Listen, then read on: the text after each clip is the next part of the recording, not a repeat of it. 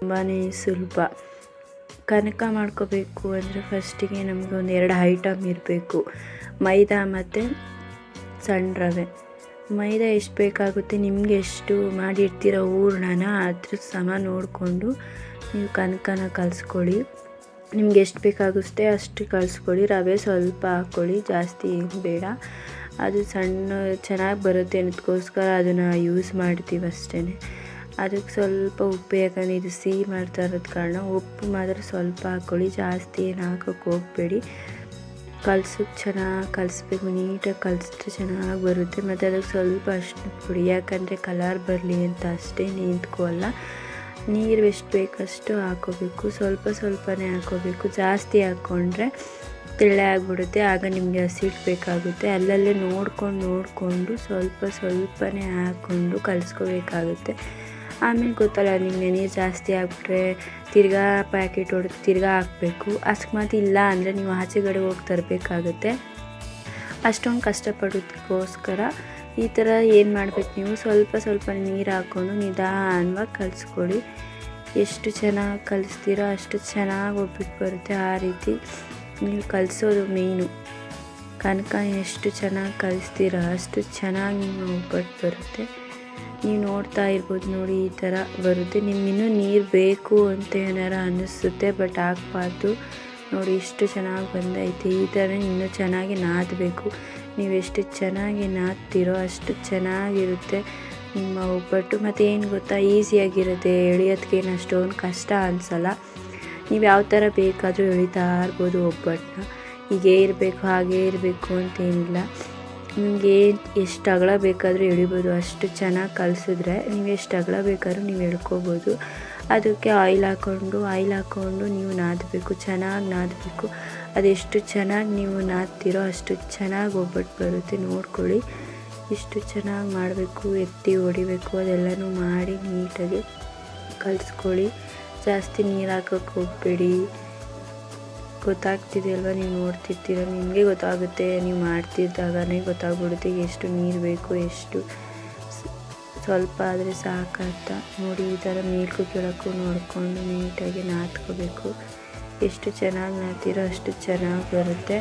ಮತ್ತು ಹೂರಣ ಮಾಡಿಬಿಟ್ಟಿದೆ ನಮ್ಮಮ್ಮ ಆಲ್ರೆಡಿ. ಹೂರಣನ ನಾನು ಕಾಲೇಜ್ಗೆ ಹೋಗಿ ಬರೋ ಅಷ್ಟರಲ್ಲಿ ಹೂರಣ ಮಾಡಿಬಿಟ್ಟಿದೆ. ಅದೇನು ಸುಲಭ, ಅದೇನು ಕಷ್ಟ ಏನಿಲ್ಲ.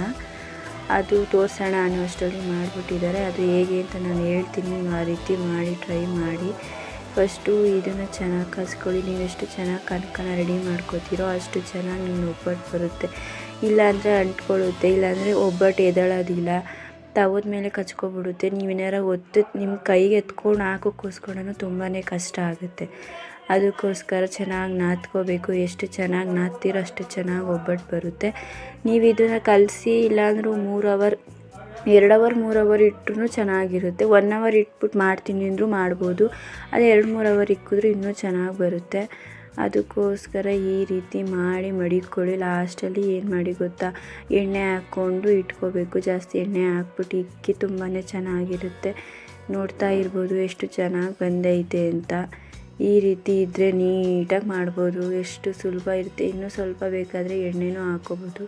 ಎಣ್ಣೆ ಎಷ್ಟು ಹಾಕ್ಕೊಂಡು ನಾದ್ತೀರೋ ಅಷ್ಟು ಚೆನ್ನಾಗಿರುತ್ತೆ. ಅದು ಚೆನ್ನಾಗಿ ಬರಬೇಕು, ಎಳೆಯೋಕ್ಕೂ ಈಸಿಯಾಗಿರಬೇಕು, ಸುಲಭವಾಗಿರಬೇಕು. ಆ ರೀತಿ ನೀಟಾಗಿ ನೀವು ಮಾಡ್ಕೋಬೇಕು.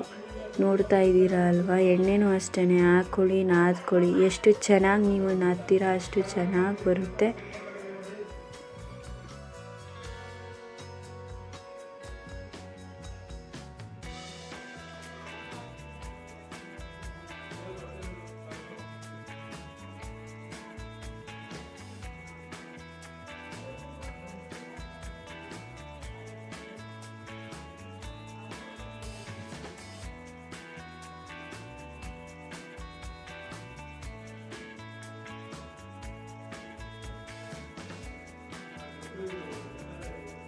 ಅದಾದಮೇಲೆ ನಂದೆಲ್ಲ ಫೈನಲಿ ಆಯಿತು. ಏನು ಮಾಡಿದೆ, ಅದನ್ನು ಬೋಸಿಗೆ ಇಟ್ಕೊಂಡು ಬೇರೆ ಬೋಸಿಗೆ ಹಾಕ್ಕೊಂಡೆ.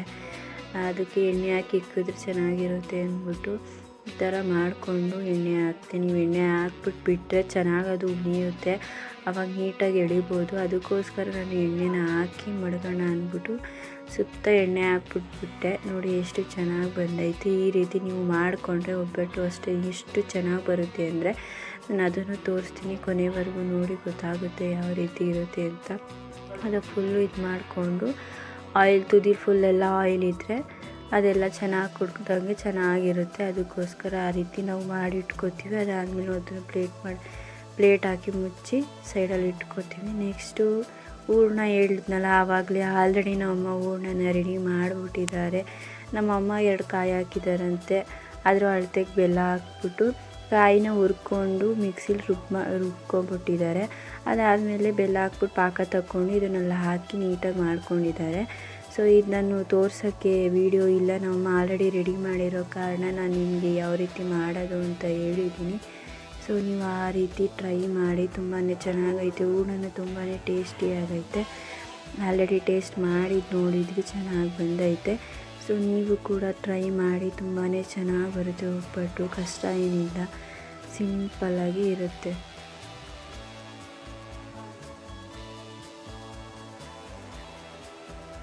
ಈಗ ನಾವು ಆಲ್ರೆಡಿ ಕಲಸಿ ಇಟ್ಕೊಂಡಿರೋ ಹೂರಣ ಎಷ್ಟು ಚೆನ್ನಾಗಿ ಬಂದೈತೆ ಅಂತ ಈಗ ನಮ್ಮಮ್ಮ ಮಾಡ್ತಿದ್ದಾರೆ ನೋಡಿ. ಈ ರೀತಿ ನೀವು ಮಾಡ್ಕೋಬೇಕು. ಫಸ್ಟು ಕನಕನ ಎತ್ಕೊಂಡು ಸ್ವಲ್ಪ ಅಗಲದಾಗೆ ನೀಟಾಗಿ ಮಾಡಿಕೊಂಡು ಅದ್ರ ಒಳಗಡೆ ಹೂರಣನ ಹಾಕ್ಕೊಂಡು ಸುತ್ತ ಈ ಥರ ಮಾಡಿಕೊಂಡು ಒಂದು ಉಂಡೆ ಥರ ಮಾಡ್ಕೋಬೇಕು.